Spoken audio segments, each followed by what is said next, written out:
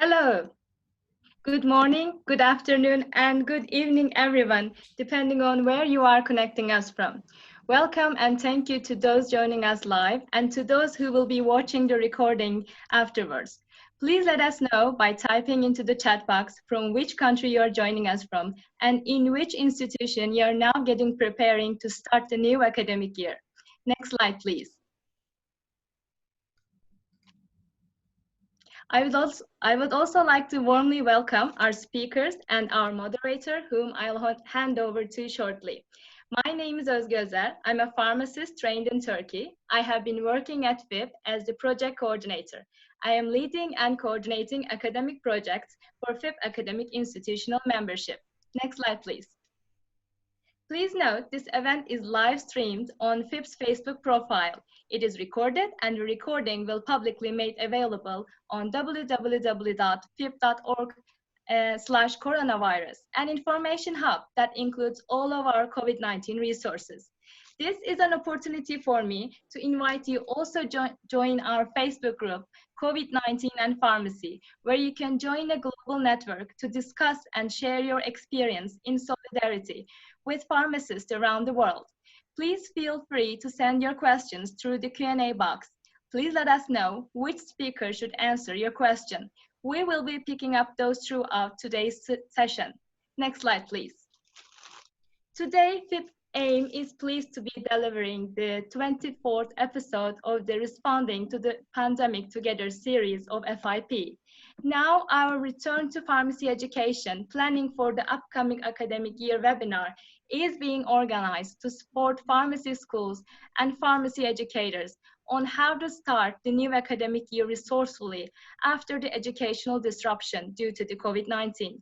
FIP Academic Institutional Membership, as in FIP AIM Advisory Committee members from Eastern Mediterranean, Western Pacific, and Europe will share their experience and knowledge about the ongoing preparations in their school and will address the new musts for the pharmacy education. Next slide, please.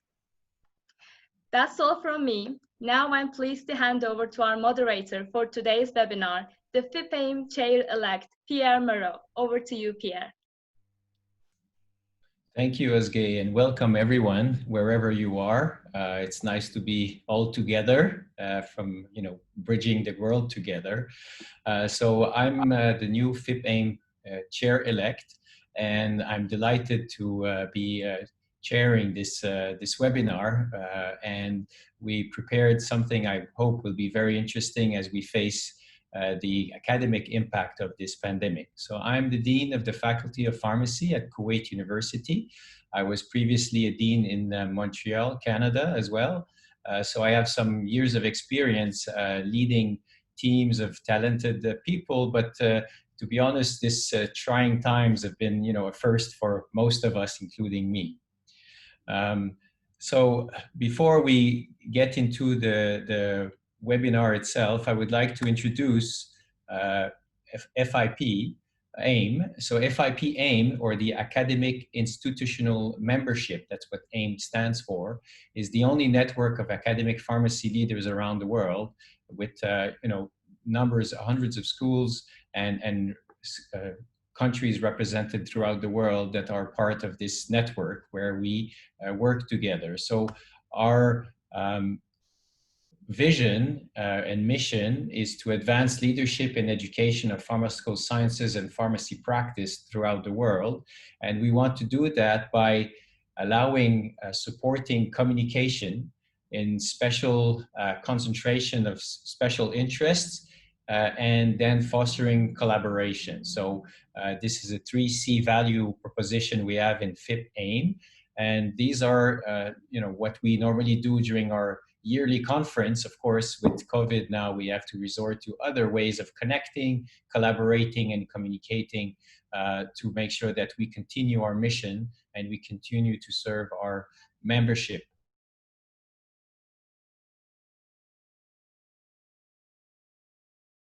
And this is a specific, especially important challenges, and it's much better to try to face them together and share our own experiences and our own success.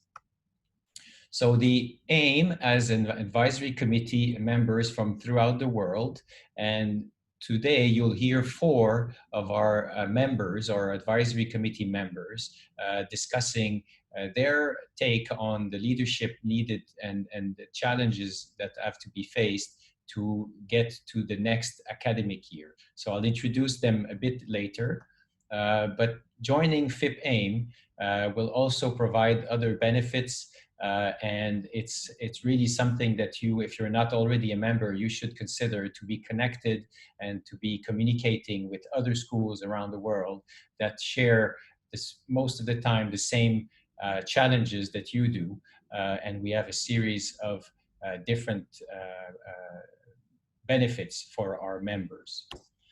So let me introduce a little bit this session. So there is I was reading recently a letter that was published in 2011, so way before this pandemic, by Christy Noble from Australia and collaborators in the American Journal of Pharmaceutical Education. And they were concluding that for an uncertain and ever-changing world, we need to prepare pharmacists that can work in gray zones. In this context, the pharmacy curriculum needs to be reconsidered. But we probably never thought that this ever-changing world would not be just limited to pharmacy practice, but also include our own academic environment. As you know, academia is usually a rather stable environment. Yes, we get some changes in our external setting that may prompt changes in our curriculum, our research agenda, or even our organizational structure. We can face governmental changes, accreditation standard changes, or even local competition that forces us to evolve and change. But this can be planned and managed by developing a strategy and implementing it. But nobody saw this pandemic coming, and the really short notice we got to turn our education upside down is unprecedented. There was not a lot of time to think and prepare. We were faced with quick decisions to make and move away from our comfort zone very quickly. Teaching was disrupted, student socialization was interrupted. What we think of fair assessment was also compromised as we tried to adapt and learn new tools and change the whole education paradigm. For the better and the worse, we had no choice. As academic leaders, I feel that I could do most of my business through virtual means, and this is a good outcome. We learn new platforms. We have this webinar today. So I felt that there are many things that probably we took that we did daily that could change, like having these virtual meetings, exchanging to the different platforms, sharing our screens, things we didn't do before, so that face-to-face meetings are maybe not as needed as before. And the technology and connectivity that surrounds us now really made this manageable. So when I look back at this last 6 months, I can say that probably face-to-face meetings are not as necessary as I previously thought. But for education, what have we learned during these last months? Why this new experience? With this new experience, how do we prepare for the next academic year? How do we prepare for the future if such events are bound to reoccur more frequently, God forbid? So these are questions that we ask ourselves, and the panelists will answer some of these questions today. This is actually what the webinar is all about. So we will hear from different parts of the world. So the way the webinar will be conducted: first, you will hear each panelist reflect on their take-home message or their learning moments that they lived during the last months. And then we will go to another round two, around the table, and asking them now, with this new experience and new knowledge and this learning that they made during the last months, how are they going to get ready for the new academic year, which seems to be aiming towards the same reality, certainly uncertain. So before I start with the first panelist, let me share with you a short video that I think could inspire us as leaders as we tackle these challenging times.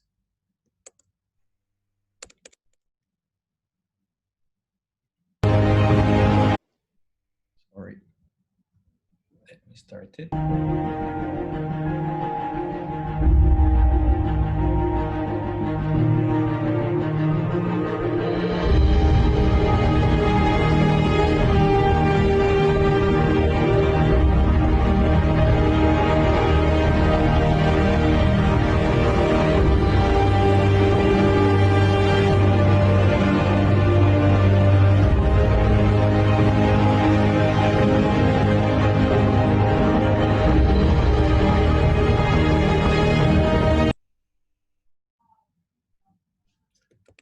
Okay, well, I hope this showed well.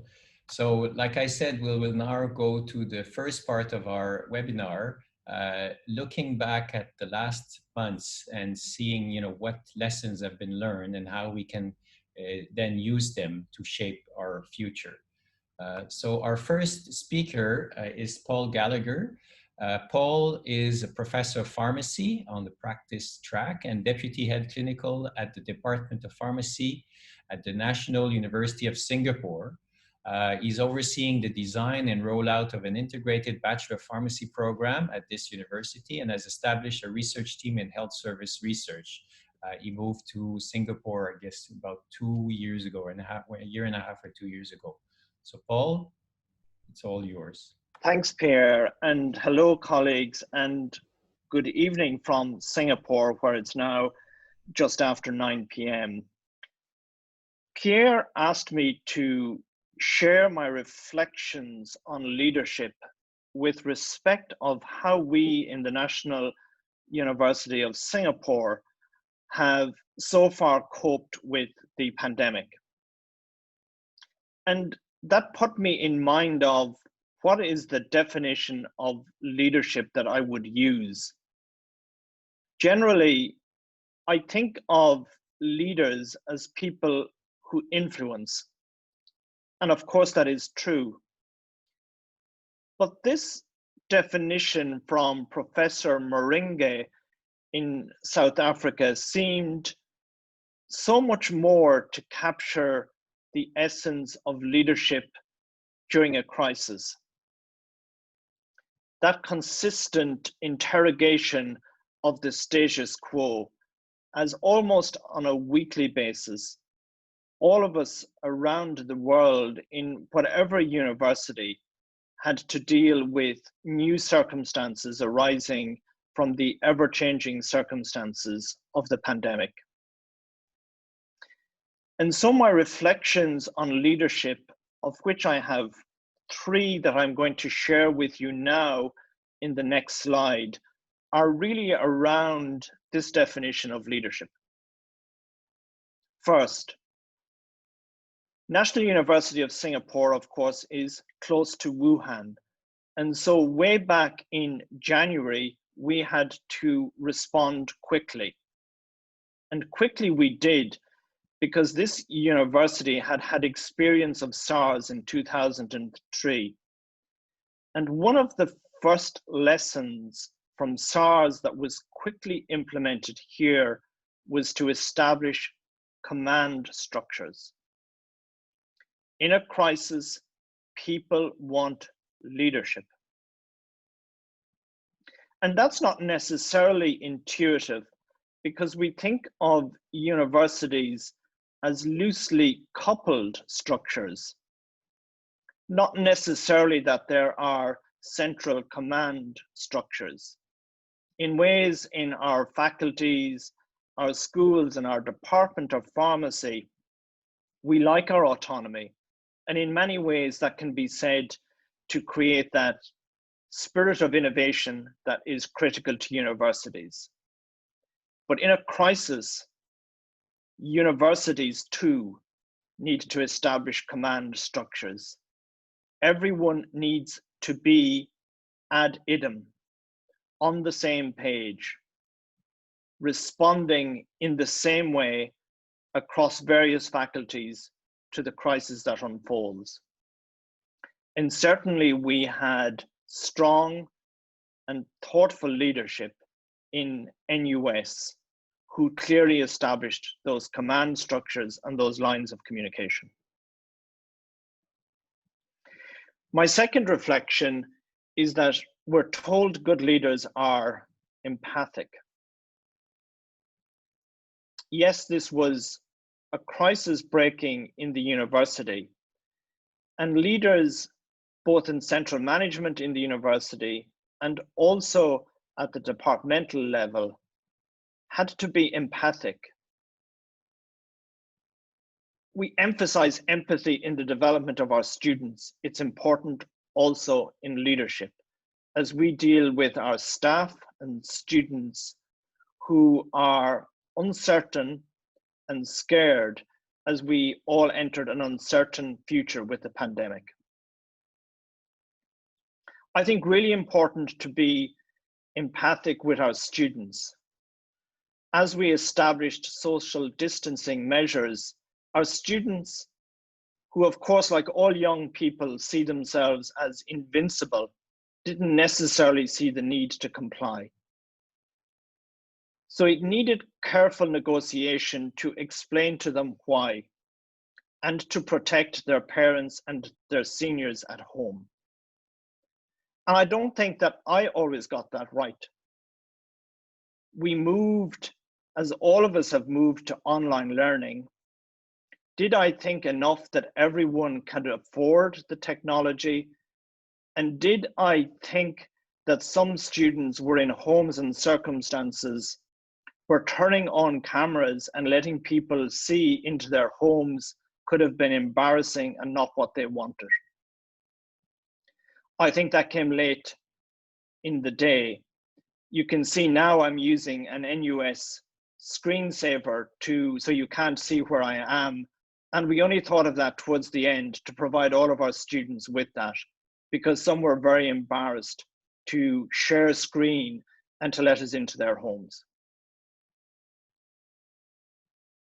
Finally, as Paul Keating, Prime Minister of Australia, said, never waste a crisis. And certainly universities need to adapt and to change from sometimes those inertia that Pierre described at the start. And so what is the new normal?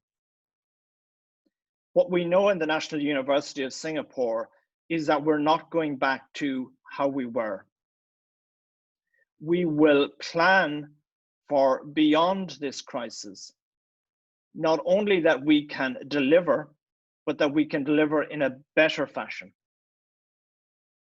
Recently, I was at a meeting in which we were planning for the new academic year. And we asked, did we do well with Zoom and technology? And everyone said, yes, we did. We did really well. Let's do that again for next academic year. But actually, nobody asked a student. Nobody asked what was the learner experience of all of this Zoom like? And is that satisfactory? And is that how we plan beyond the crisis? I'll share more of that in the next part. Thanks, Pierre.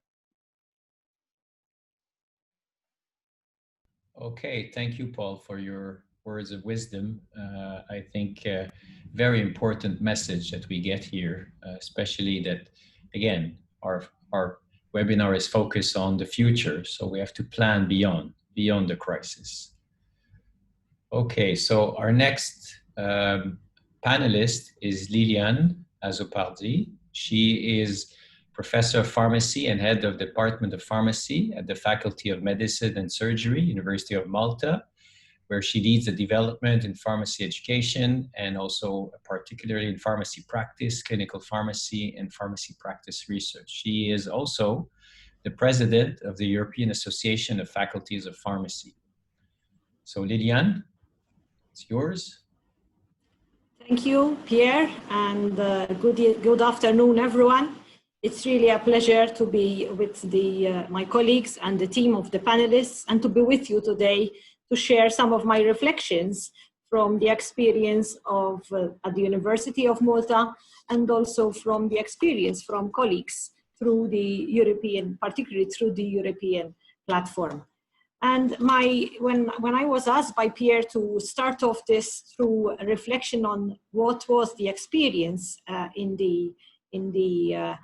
after the current semester that we have gone through, I thought about 4 major areas that have helped in the leadership direction that we have taken at the Department of Pharmacy of the University of Malta. The first one was, as the speakers before me have already alluded to, the academic uncertainty. We had a plan and a rollout of how we were going to offer and proceed into the second semester, and all of a sudden this was completely disrupted with no clear view of how and when this is going to get worse or get better.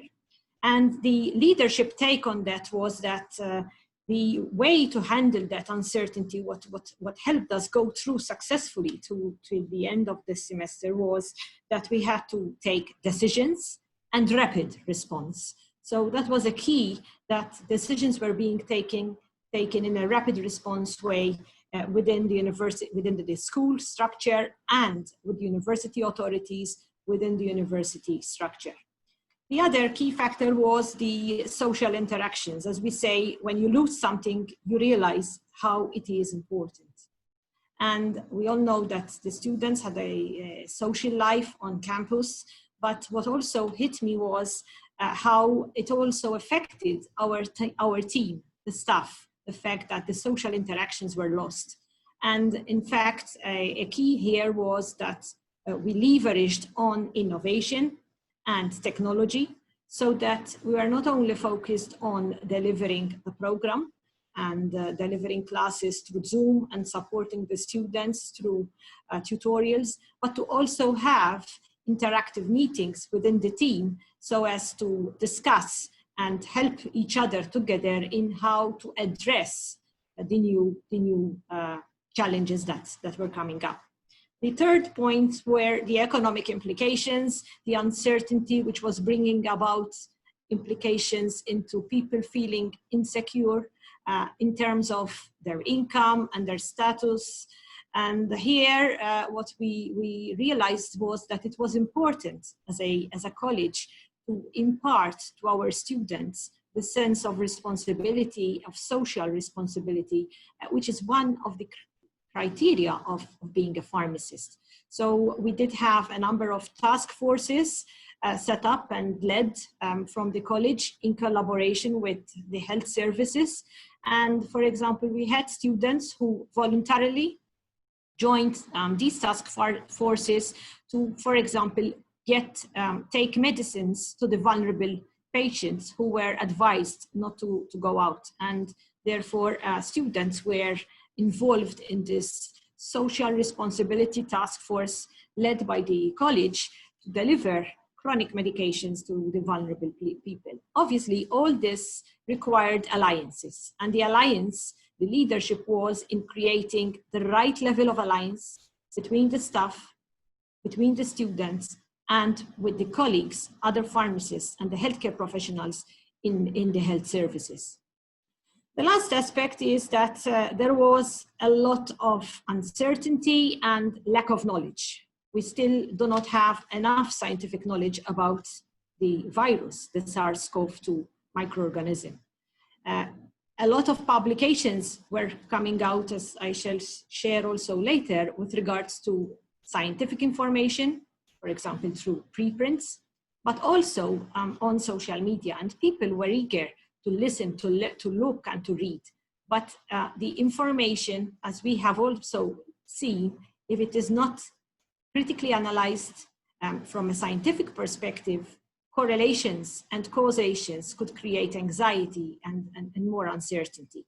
So the leadership here was that it was important to build in the skills and the scientific discussion in analyzing literature and the evolving scientific information out there. And in fact, the department offered a series of 15 webinars, which was specifically looking at the information, the science coming out, the publications on the use of the different drugs, remdesivir, and the other drugs, and the developments of the vaccines. And it was meant to bring together students, pharmacy students, medical students, and the healthcare professionals to discuss and interpret and analyze the science. So those were my 4 reflections which I feel that the COVID situation helped to put forward, but which surely are necessary also to improve on the way that pharmacy education and the leadership in the college could develop. Thank you. Thank you, Lydiane, again, for sharing what you realized as learning moments through this pandemic and finishing the academic year. So now we will move to the third speaker, Yulia Ladutko. Yulia is the Dean of Pharmaceutical Faculty and an Associate Professor at the Department of Technology of Medicinal Forms at St. Petersburg State Chemical and Pharmaceutical University. And she will talk to us about how they, what they learned through these challenging times. So Yulia. Thank you, Pierre. Dear colleagues, that is a great honor for me to have an opportunity to share our experience. It seems that coronavirus pandemic has placed extraordinary tasks for universities all over the world. Coping with COVID is particularly complicated because universities serve a wide variety of functions. Summarizing our experience of spring semester, when in March our faculty and staff had less than 10 days to prepare for a transition to remote teaching and learning, I would like to highlight some of conclusions that were made. First, stay calm but react quickly. Your staff, your employees, your students, members of their families are going to be looking to you as a leader to provide a sense of calm through this difficult, uncertain situation. You have to be calm, but not still water calm. We have to show that we are going to be able to go through this successfully with no risks for the quality of educational process. Since each crisis will affect people, leaders should pay careful attention to how people are struggling and take corresponding measures to support them reacting quickly. We in St. Petersburg State Chemical and Pharmaceutical University provided several very short online forms for quickly replying if needed for our staff, students, and their parents. They had just to fill in a description of a problem, anonymous or not, and it would be redirected to a specialist at any department. So they shouldn't think whom to address, and for them it was even easier than to write an email. And the problem would be solved as soon as possible. Second, collaborate. It seems that leadership from the top is essential, but this was a good time to call on the resources. All employees potentially have a role in which they feel they can contribute to overcoming the uncertainty, overcoming the crisis. Engaging employees give confidence to them that they are part of the team, that they are useful, that they will assist and they will be assisted, and that they are not alone. Teachers and support staff need to know they are supported through successes and failures. Students need to know they are seen and heard despite not always being together in person in university buildings.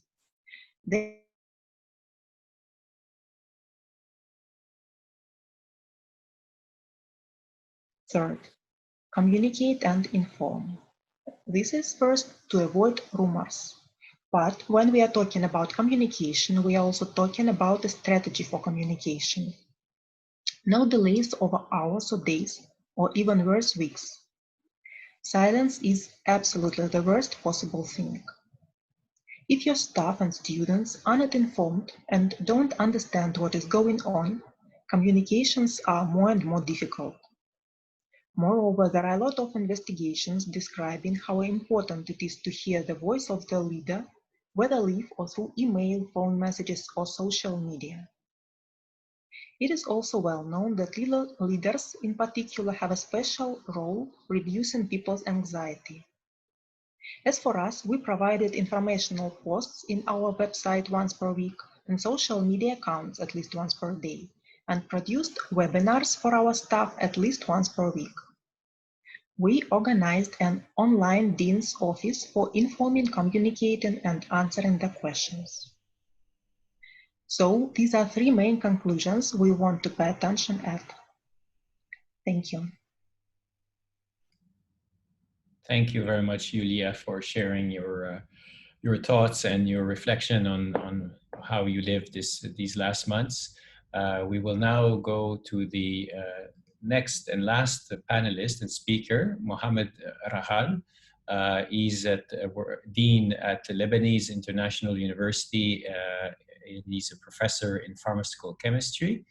And Mohammed is very busy, part of a number of regional and international organizations in pharmacy education. So the Arab Association of Colleges of Pharmacy, ACPE, ISP Advisory Group, American Association of Colleges of Pharmacy, Arab American Pharmacy Educators, and the Lebanese National Pharmacy Accreditation Committee.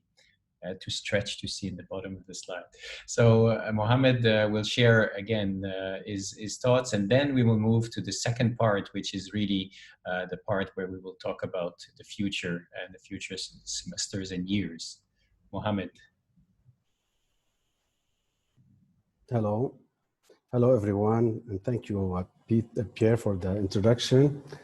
Being a leader, it's very important to plan, implement, manage, and follow up.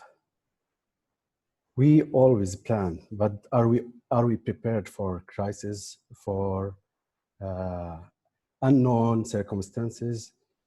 The biggest challenge to us was during the pandemic is to finish the semester safely and effectively, was to comfort our students, our faculty. For students who are going to graduate, they are graduating on time. Can you move the slide, please, Pierre? So we had many challenges in order to finish our goals, to achieve our learning outcomes. Our challenges for our faculty and our students, are they prepared? We had to calm them. We had to meet them regularly before we start taking action. We had to comfort them. We have to assure them that we are going to reach our goals. We have many challenges during this academic year. Our students, the internet connection was not always available, not always. The student package was not enough to cover all the online teaching for students, the socioeconomical challenges for our students, for our faculty and students. Some of them, they had double responsibilities as being as teacher for their kids or students, or teaching their pharmacy students and teaching their kids in the same time. Sometimes they had to share devices. How comfort is it, or to use smartphones to receive your material, your lectures, and to learn online.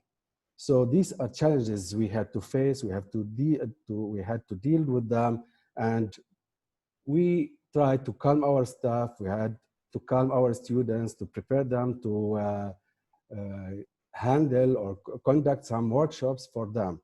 So regarding teaching, this is the biggest concern of our students: how are going to receive our material, how are going to study, to be assessed, and so on. So we use the Google Classroom as a platform for our teaching. We used to deliver handouts and material, assignments, projects on Google Classroom. We used also Zoom for live sessions. We used both synchronous and asynchronous tools or methods. We used to send the handouts for our students with voice over PowerPoints, and then go live sessions. We used to do active learning, give assignments for students, and they come and present it. We had to do multiple tasks for our students to make them engage and to achieve the best of their courses and their learning and under these circumstances.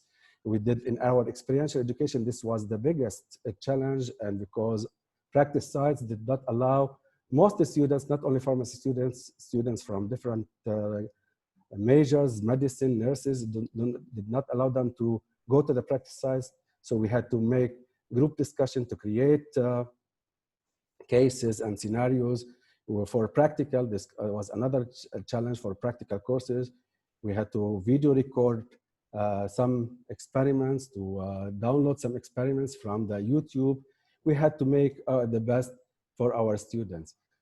Another concern for our students was assessment for the students and for the faculty. How are we going to assess students' learning?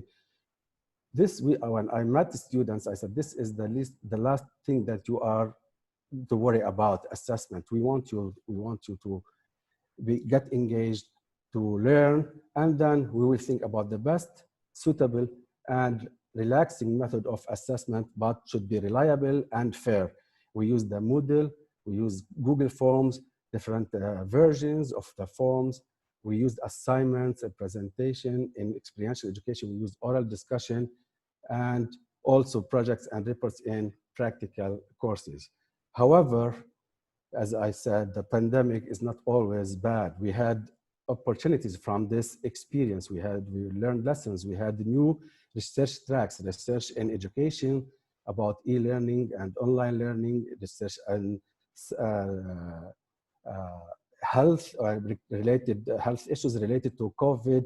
We created a health committee in the university that meet and produce awareness campaigns, not only for the pharmacy students, but also for the university society and also for the community in general. The opportunities we had from this experience, we learned some digital experiences and learning and the skills, our students, our faculty. We had also flexible times with our meetings. We used to meet regularly as school council, as a department councils with the students, representatives.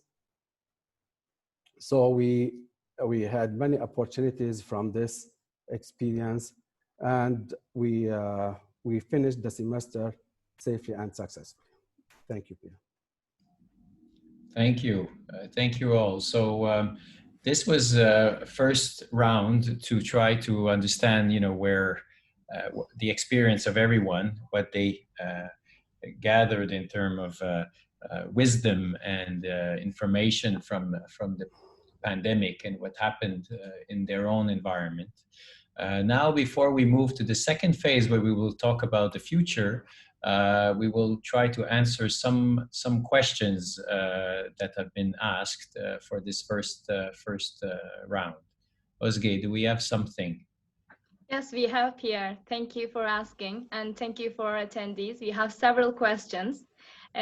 Our first question was about the COVID-19. What did the COVID-19 teach to the pharmacy education? And thanks to Muhammad, it's been answered. And an attendee asked, how should I respond as a leader? And I believe Muhammad's slides was very helpful. And our attendee also would like to ask what could be done to expand our work of areas and collaborate with other fields during a pandemic or crisis like the COVID-19. Who would you like to ask this question? So I think Lilian, you shared some information about this, about working with other faculties, students getting together. Maybe you can share a bit more.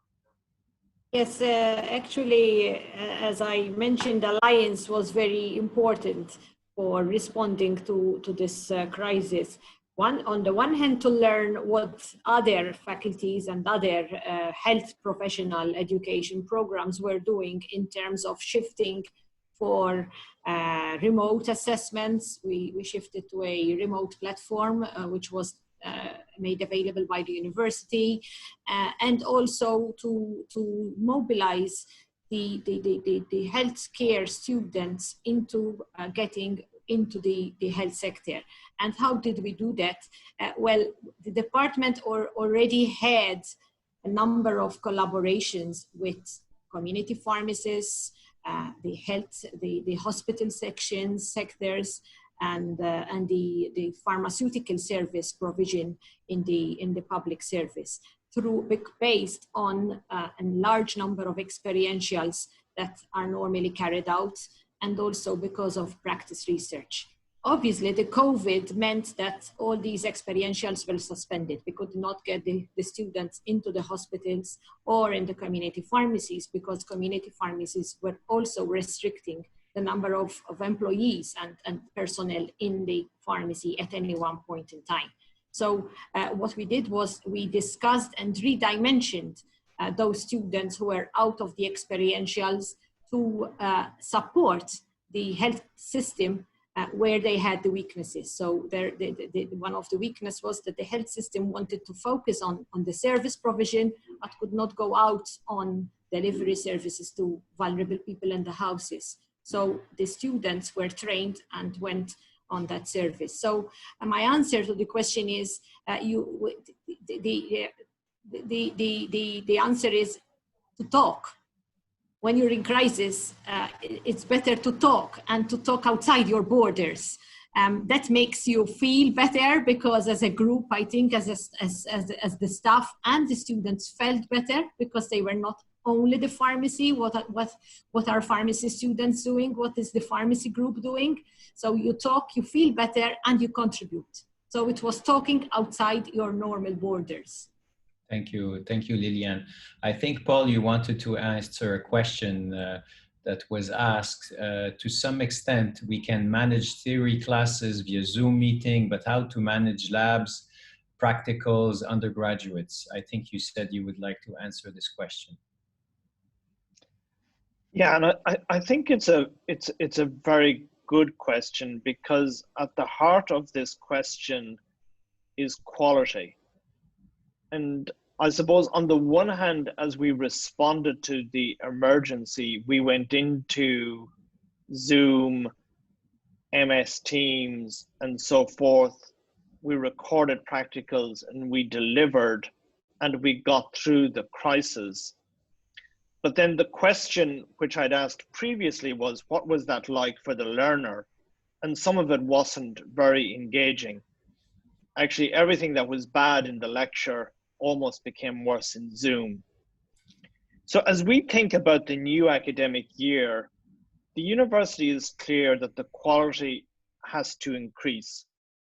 And blended learning is important. And for programs such as pharmacy, a critical part of blended learning is practicals. It's not enough to do a video and to push it on Zoom and think you've delivered the practical. That is not a good learner experience. And so the question is then, how do you do that and keep 2-meter safe distancing within laboratory spaces, and for our case, within a class of 160? So in our case, we've thought about how we deliver practicals, how we shortened practicals to give first any e-learning material in front, then that we can bring students into the laboratory, we can dress them in PPE, we can supply them with disinfectant to clean down their areas, we can separate them out in small numbers within the lab so that we can actually give them skills training. And so we have done that for the new academic year with a view, as the questionnaire has said, that you can't surrender that.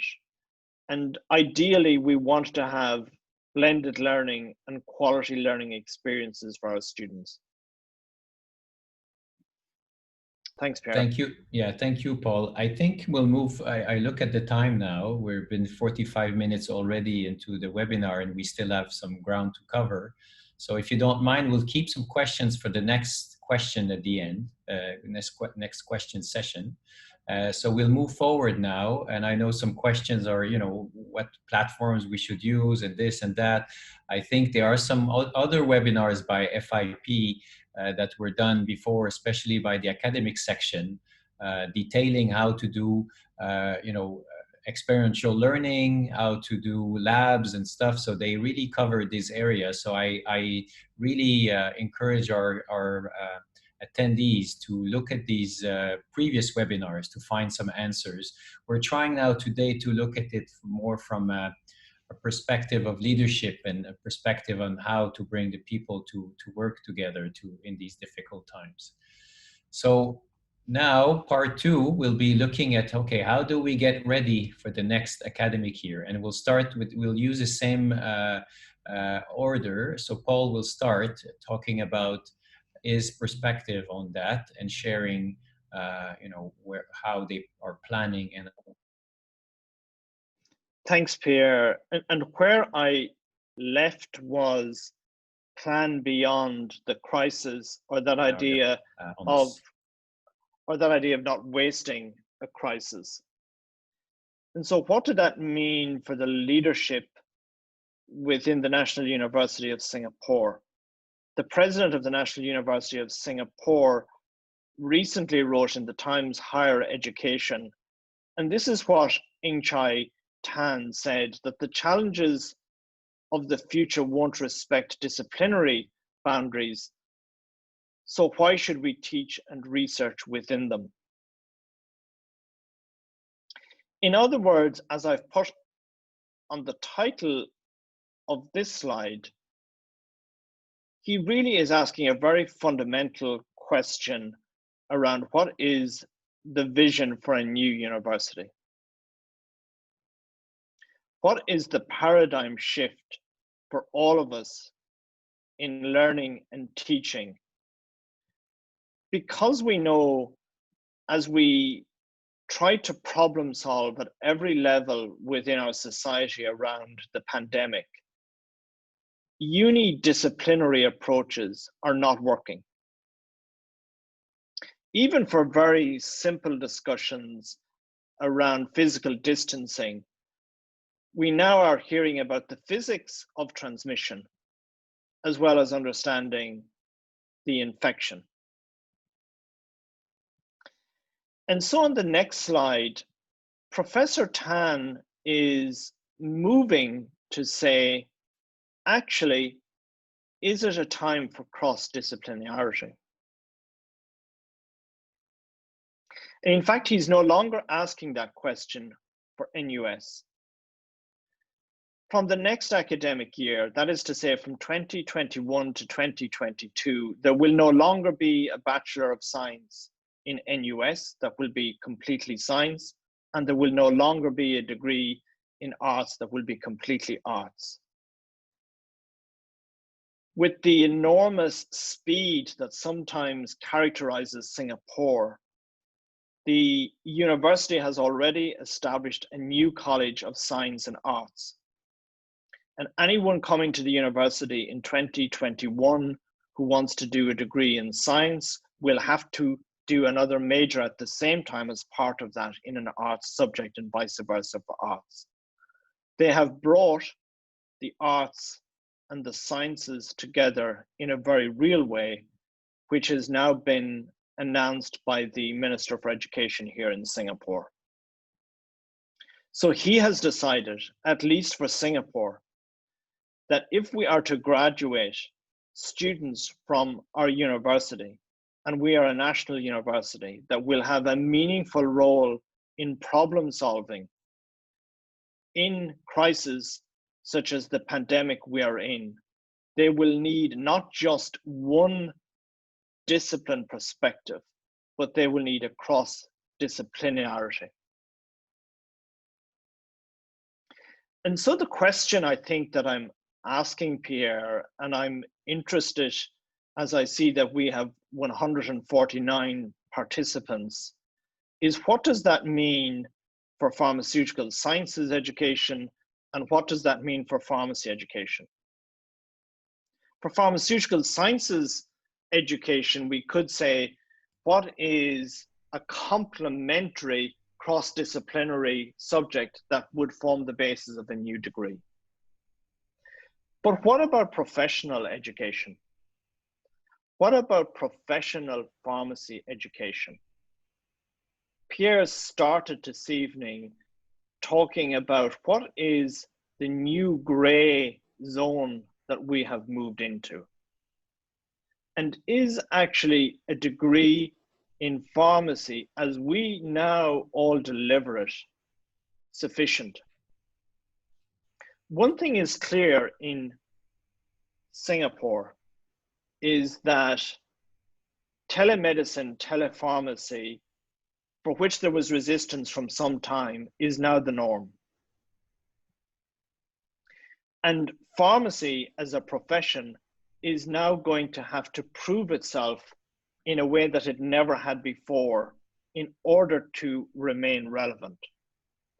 And in fact, already the Director of Medical Services at the Ministry for Health has met with me to ask us, what are we doing to ensure pharmacists will remain relevant in the new normal? So what does that mean for cross-disciplinarity? What does it mean for the competencies that have traditionally defined our degrees in our program? Are they sufficient? And so what I would be really interested in discussing later is, what does cross-disciplinarity mean for a professional degree in pharmacy in the new normal? Thank you, Paul. I think absolutely our paradigm, our current mindset has been completely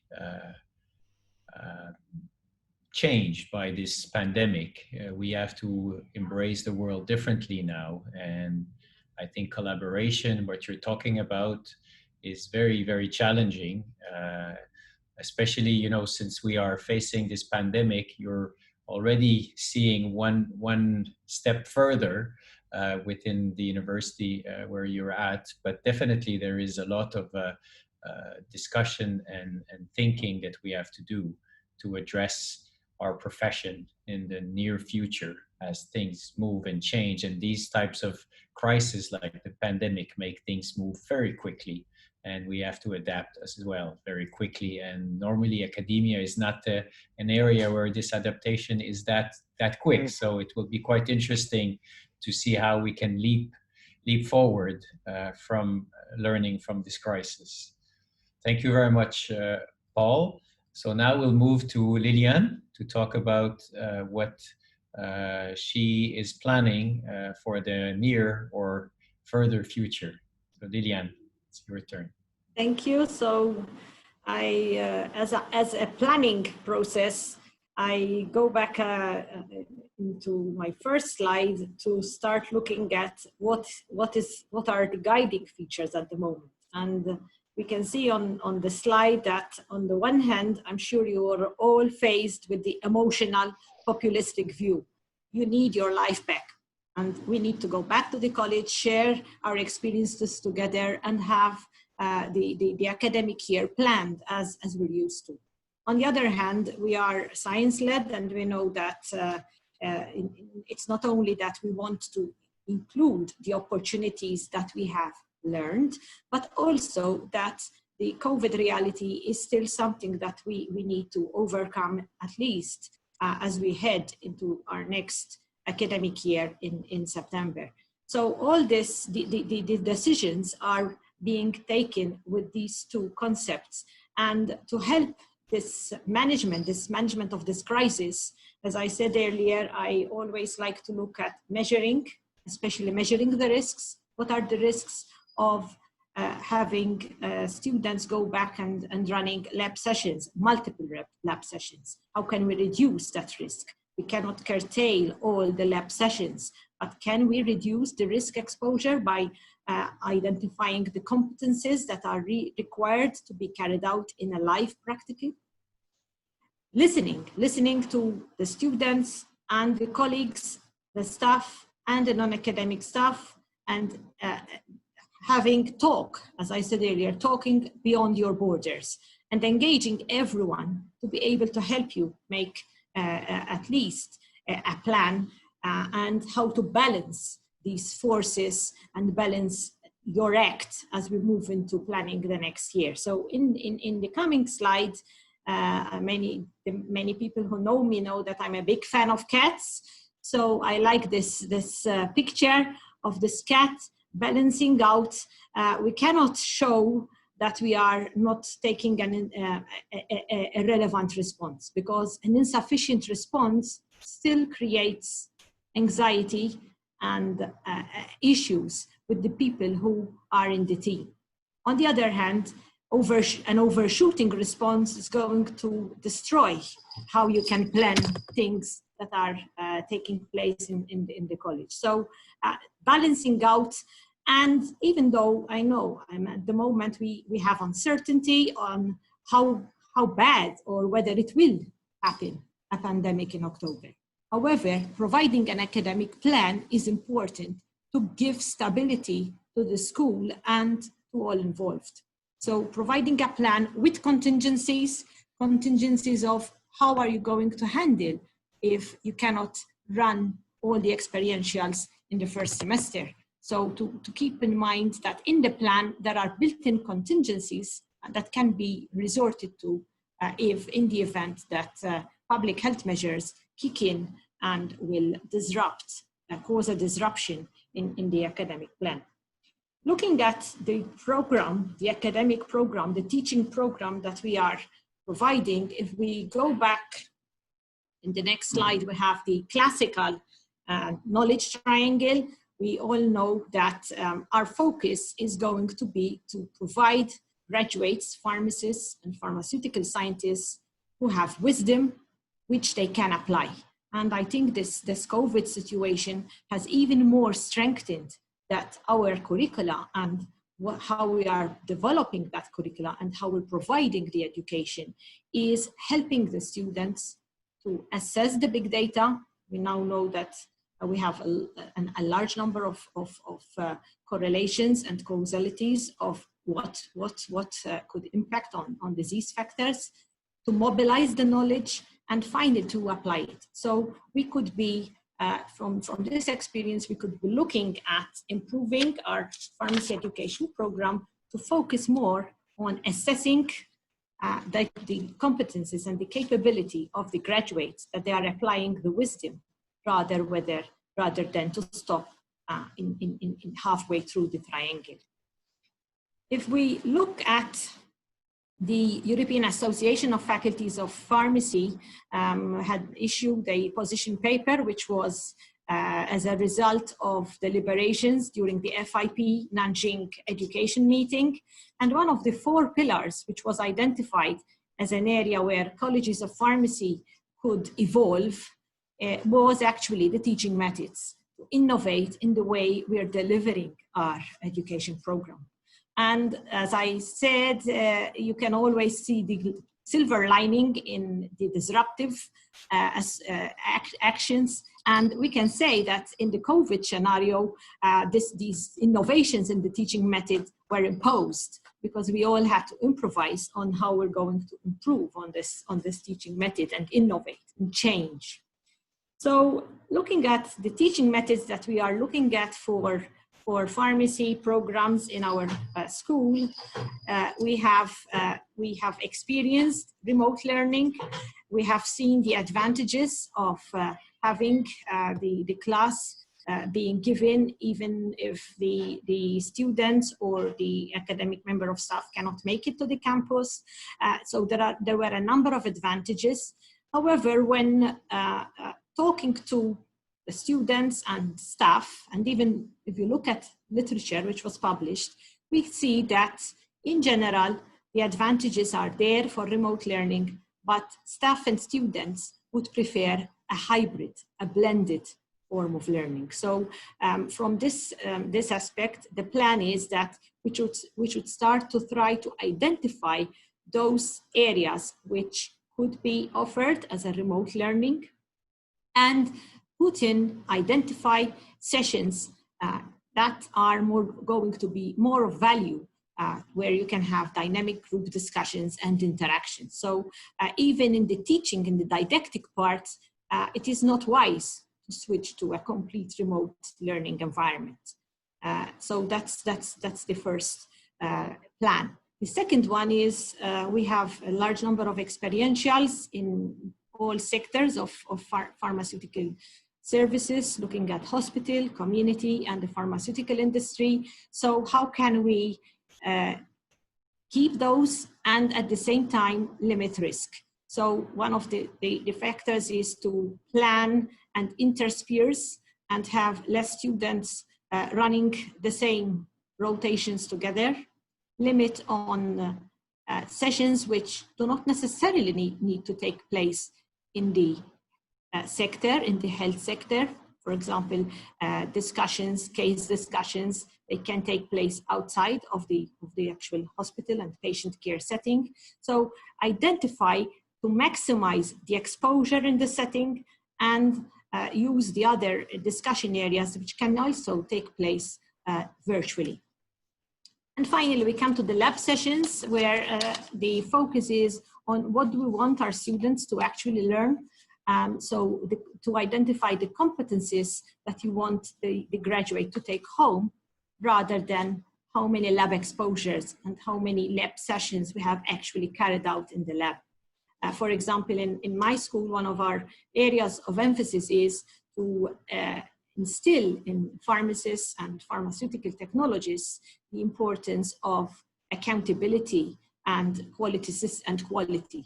So one of the aspects that is focused in the lab sessions is that they get exposed to a quality management system in a lab, similar to a quality control lab.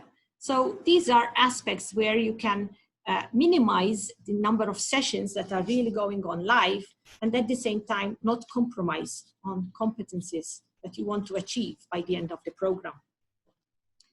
One other challenge that we faced, this is it's particular to the European area, where we have a European program which supports students in mobilities. So students can choose to spend semesters in different universities. And for example, my college, my department of pharmacy hosts around 20% of its student population are actually European and international students from different parts of the world. And 95% of our students go on a mobility for the first semester in the academic year.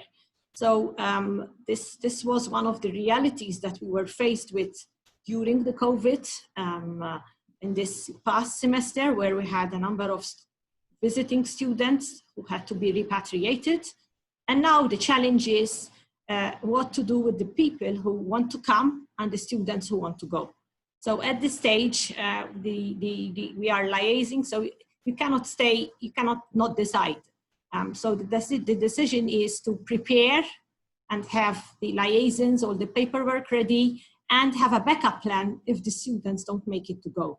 So this is another example where a decision has to be taken, but you need to be flexible and have a contingency plan if it does not work out. Obviously, it also means that having these international students and visiting students, that also puts in the social aspects that may need to be taken into consideration when the students are stuck outside their home country because of problems that may arise with air traffic.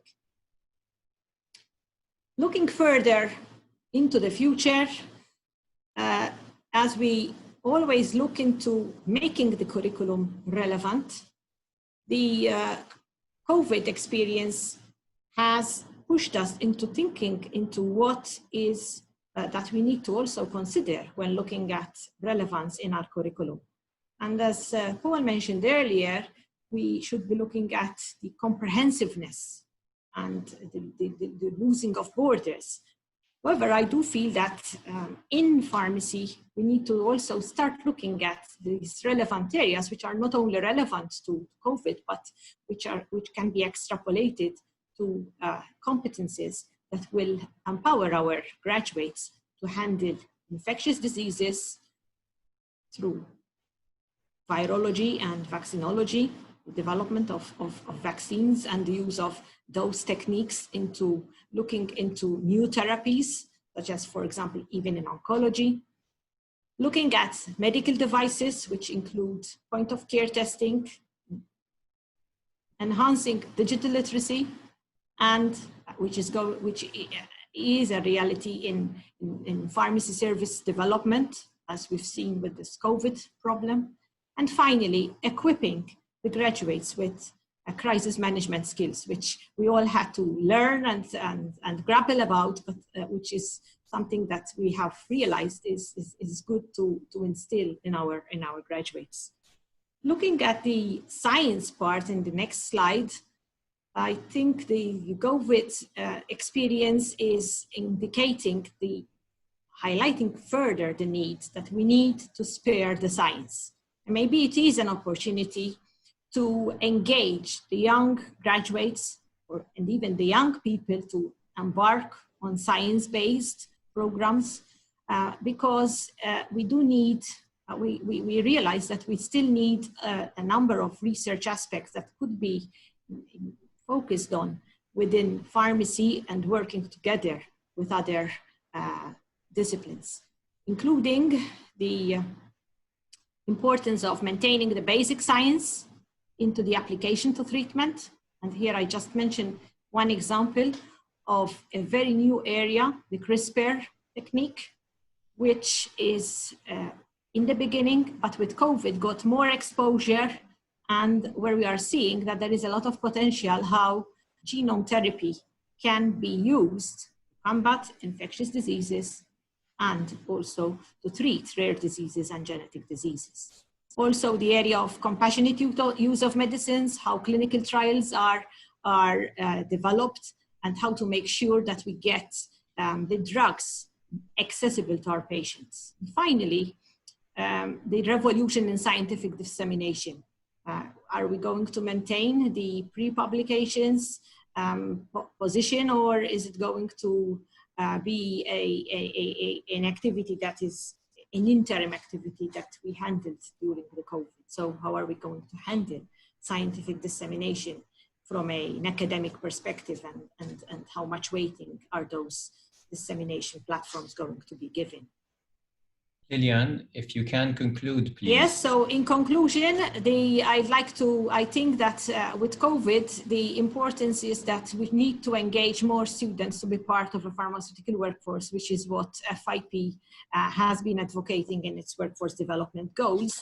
And in my last slide, I wanted to share with you during this COVID experience, one of the hobbies that I emphasized on was reading interesting books, and these are two books which I was reading as I was grappling with these changes, and the two books that highlighted teamwork and imagination. Thank you. Thank you, Lilian, for sharing all this information and this thoughtful, the thought process that went, through this planning for the next future. So we will move now to Julia, who will also talk to us about how they're planning the next phase of education. Thank you. Well, university leadership and faculty have responded to the shock of COVID incredibly well, migrating to digital platforms in as little time as a week or two. So this summer is a great opportunity to make preparations and provide convenient plans for fall. Our goal is to sustain our teaching and research mission during this global pandemic, while also ensuring the health and safety of our community. So the time to act is now. According to the situation of lack of information about the future period, it seems we should realize just a few things. Nothing will be the same, but we still have to provide education of high quality. Sickness rate throughout the whole Russia is decreasing, but in some regions it stays stable or increases. Moreover, we are all waiting for the second wave of COVID, and supposing that, whole our university is working out two plans for the new academic year that starts in Russia on 1st of September. First of all, we are working out a standard curriculum providing face-to-face education with no special epidemiological measures taken, except social distance and personal protection, such as masks, medical gloves, disinfectants, and so on. That is a desirable situation, but it is very unlikely to be provided. Secondly, we are working out a situation when the educational process will be provided distantly in a whole or in parts, remote or partly remote studies. It seems to be a more real plan. We just don't know whether it would be permitted to provide laboratories face-to-face at least a minimum amount of academic hours. According to our recent experience with online learning, we are going to strengthen our traditional educational model. From the end of August, all teachers and support staff will receive at least once per week webinar of professional learning in online learning, professional development workshops, and training on online teaching and the technology tools. We have studied these webinars during spring semester and they helped us to provide a unified approach to different course presentations, students' knowledge evaluation, and control of educational process. So in first webinars in August, we are going to summarize information from the previous academic year to refresh it and make sure that everyone knows what to do. Then we are going to provide webinars according to educational problems and needs. So now we make timetable of webinars to cover all actual aspects that should be unified or that are important for all. In addition, I would like to share our positive experience of the previous semester at the beginning of distant learning in spring and that we are planning to use now. We provided two very simple for filling Google Forms, something like a short questionnaire for students and for teachers, where they could text about the problem they met during their online work. It might be anonymous or not according to their desire. If it was non-anonymous, we sent a reply mail. They may touch any field of the educational process that might be evident or not. It was also possible to text about an optimal or desirable decision of any problem or any situation. So each week we summarize the material and provide webinars to solve or show how to act in different cases. That makes the strong feeling that we are not alone and all the situations are going to be solved together.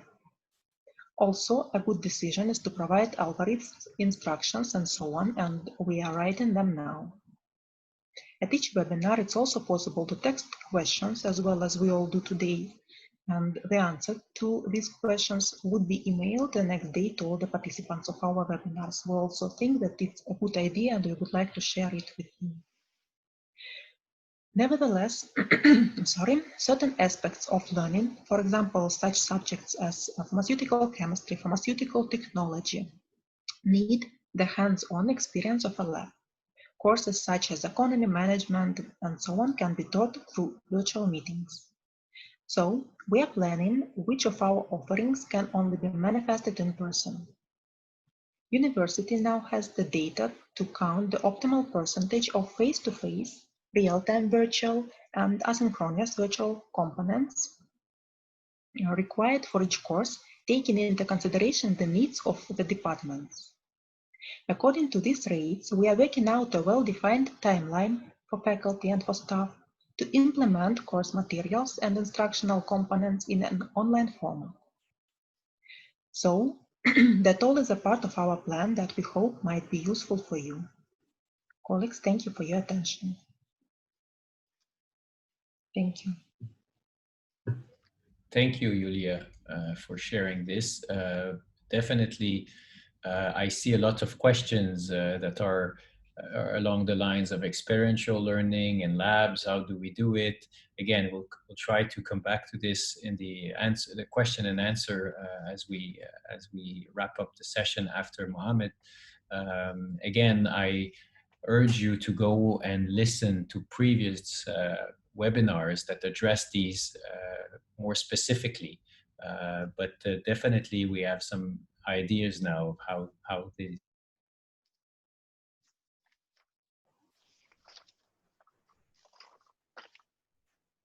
Hello. these things can be tackled. Ahmed, you're the last one to talk about your plans for the next year. Hello again. Now the question is, are we going to move to online pharmacy education? Are higher education institutions going to be online only? I want to see answers in the chat. For sure, online and digital learning will take or constitute a significant portion of our curriculum. In the last year, we were responding to an outbreak. However, now we have time to plan for our next year. Now, in our plan for the next year, we are planning for these issues or focuses about teaching. Now, we did online teaching. For the next year, are going to use online only or blended teaching? Blended or hybrid teaching, are we going to use some online teaching and some in class or on campus teaching? Some experiments. I will answer some of the questions in the chat about practical courses. Some experiments will be done extensively in the labs for small groups of students alternatively, will not bring large number of students. For experiential education, also we will make agreement with hospital sites to have only small groups of students for certain days and specific time to go and learn by practice, because learning by practice cannot be achieved by online learning. For our students, we are planning for the entire process of education, not only for teaching and learning. For our students, how are we going to recruit new students? How are we going to orient new students? We will develop online orientation. Usually students come before they start the new year or the new pharmacy program. They come and attend orientation session about pharmacy, about the university, about everything. So we'll prepare online orientation for the students, activities for current students. This is very important. We are planning to do online activities. Usually we do activities aligned with the WHO health days about breast cancer, about hypertension, different. We will do these, we'll keep doing these, and we will post them on our social media for the school or for the public. Our faculty, we are planning to train and conduct workshops for our faculty to be more professional in using the online and virtual methods in teaching. It's not only PowerPoints and reading from the PowerPoints. Our resources will be also re-managed. We will focus and we will invest more in IT technology. We will less on other physical facilities. Research and assessment will have a new direction, will be now more focused and more productive, and will, of course, will deal with the pandemic and with the social situation of our students and our community. We will increase and enhance our community outreach to the public through broadcasting, awareness campaign on our social media, on our Facebook, and so on. For what I'm going to answer some questions in the next slide about what are going to do about experiential education. This was a big concern for our students. We are clinical-based curriculum. We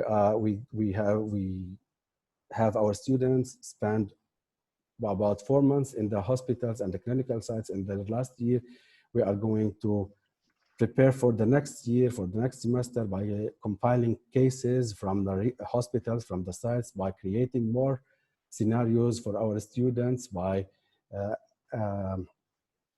renewing the agreements and contracts with our hospital sites, and for our students at least to practice certain hours, because as I said, interprofessional education and learning by practice is essential for pharmacy students. Some skills cannot be gained by online virtual learning. Some, they have to be interactive. They have to take feedback from their colleagues. They have to be have to respond immediately for concerns and the questions. We will also handle workshops for our preceptors, for our faculty preceptors, and for our adjunct preceptors or set preceptors about online learning and virtual cases and simulation scenarios about real cases. Also, practice site agreements will be renewed. We will in the new year, in the new academic year, we will ask our students to be more involved as healthcare volunteers in COVID-19 units for awareness, for also for taking care of their community and for their families. Hybrid rotation will be also done, like as I mentioned, few hours on site and the rest will be virtual. For the practical courses, I know it is not easy to learn from Zoom video or from YouTube, but what we are doing now, we are, next slide please, Pierre.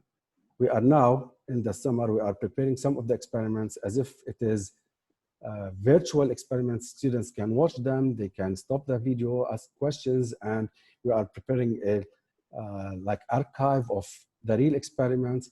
In the next year, some students will come, as I said, and do some intensive experiments, not long experiments in the class or in the labs, because these skills cannot be obtained virtually. There are some simulation softwares like Labster available also that teach students about basic techniques in labs, about using the glasswares, using the balances. We'll also use these softwares and all make them available for our students. A blended lab will have some labs in the lab and some will be done remotely. I was asked a question in the chat about the reports. In this current semester, we used to send the results for our students. We used to send them the experiment video and ask them to prepare as if they did the experiment in the lab. We asked them to prepare the professional report with the results and discussion of the values or the results that we provided them. At the end, I want to end with one important thing about the future of our education. Collaboration between schools of pharmacy is very important. Sharing knowledge and experiences, best practices is very important. And like this webinar, we should always communicate and share ideas. And I'm available for any questions. Thank you. Thank you, Mohammed. I think this was very, very interesting, and you did answer some of the more practical questions that I think a lot of our attendees have. So, Özge, what is a couple of burning questions that you could find on the Q&A? Well, we have several questions, Pierre. Thank you for asking. One comes from an attendee saying, for a country or a region's all institutions, to lead from one center, is it a better approach to manage the crisis or let every institution make their own transformations? In what extent uniting the policies would be a good choice? Who do you think we should ask this question?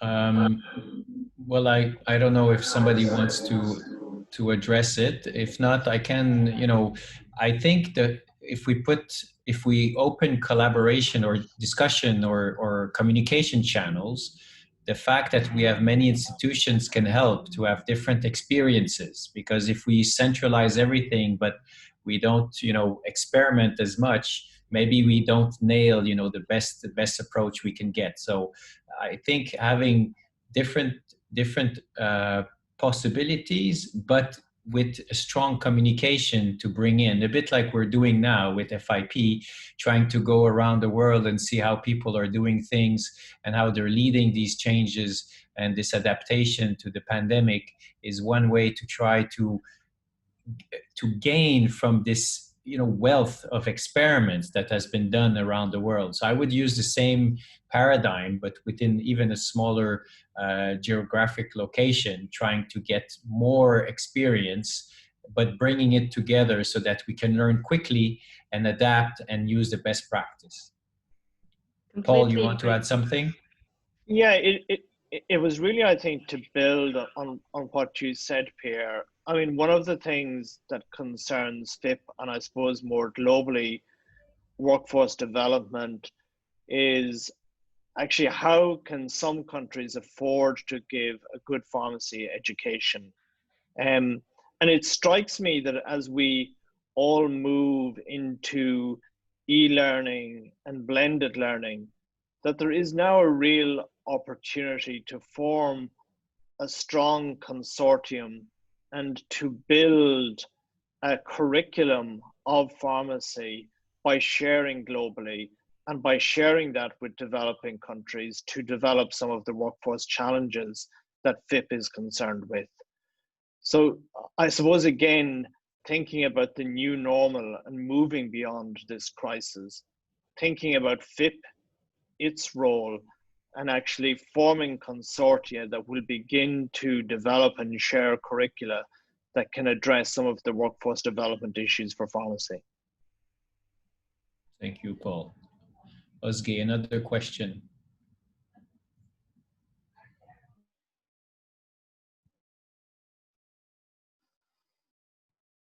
We can't hear you, Özge, sorry. Sorry about that. Yeah. Yes. Okay.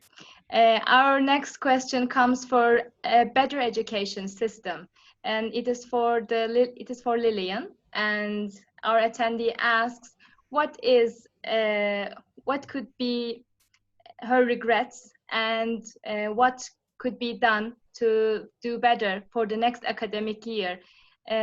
What did she learn from her lessons, and how did she made it better? Oh, if I reflect, I don't think I have regrets. I can say I learned a lot. I valued many social aspects and also learned a lot on leadership and working with my colleagues, and also on how we can change aspects in pharmacy education by making it better. Before we were not so much into remote learning, for example, which is now something that we have learned that it can leverage and improve and highlight more and give space so that we can highlight more relevant skills. So I don't think there are regrets, but I have learned a lot on how I can improve to leverage and help lead and evolve pharmacy education and move it more to what we will need and making it more relevant. Thank you. We'll try to squeeze another question before we have to leave. Özge, do you have something else? Well, one last question, Pierre. And we have many, but this is actually sums it up. What are the best and practical ways to learn and teach to foster a conscious culture for the pharmacy academics and students? A conscious culture. Who wants to address that? Mohammed, do you have some thoughts on this?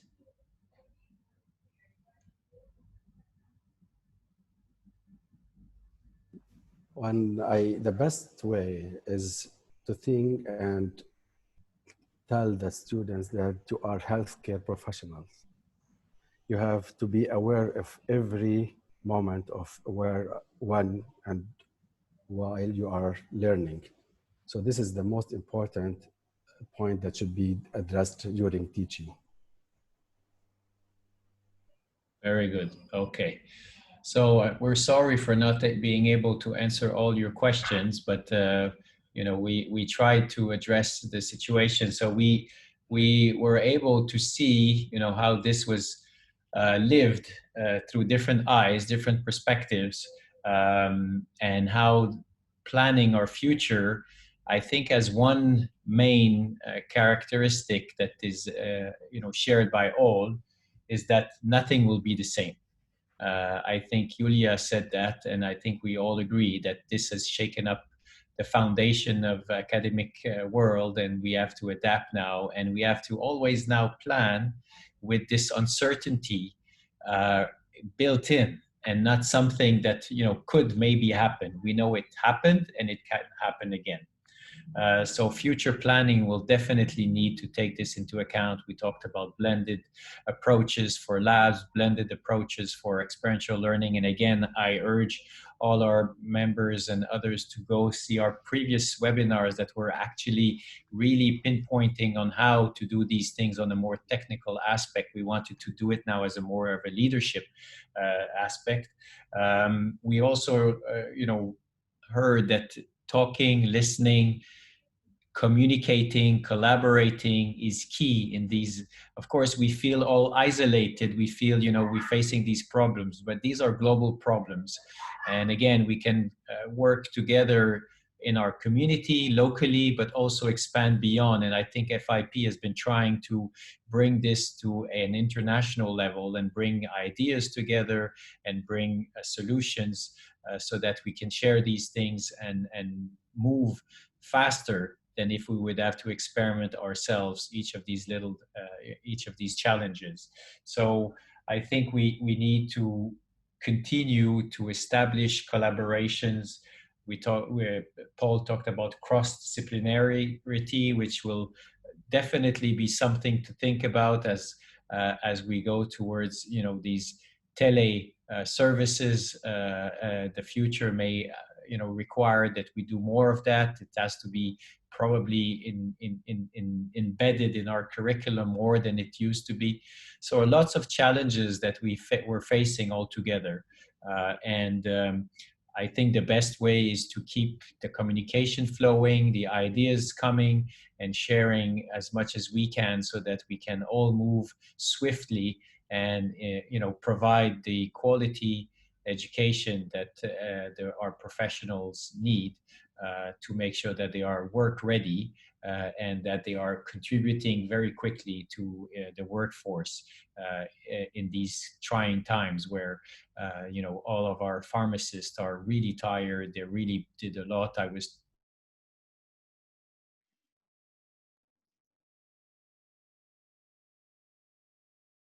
talking today to a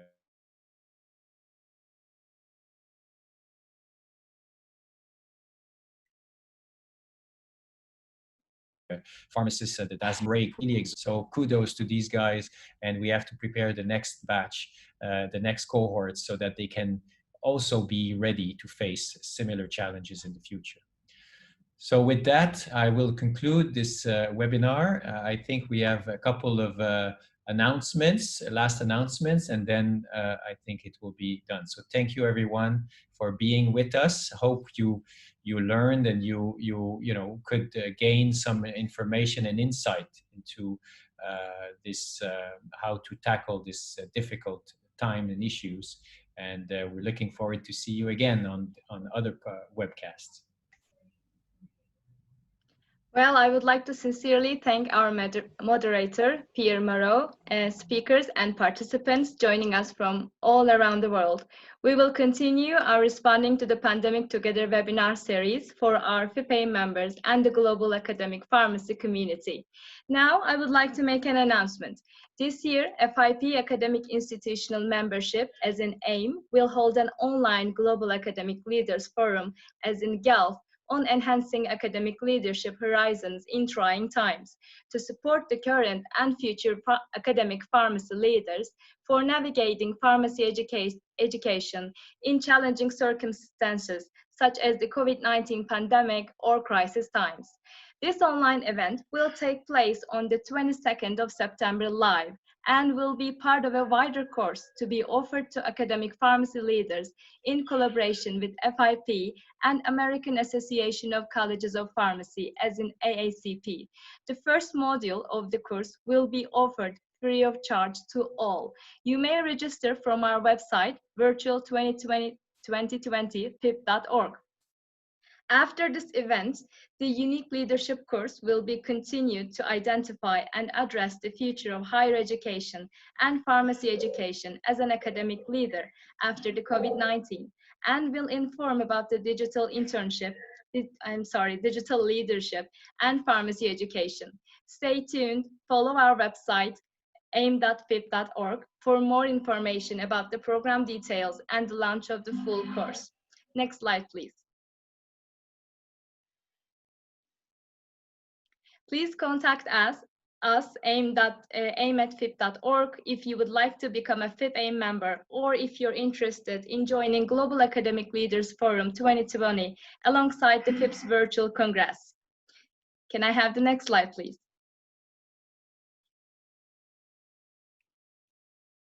I would like to add that you will receive a survey after the end of the event.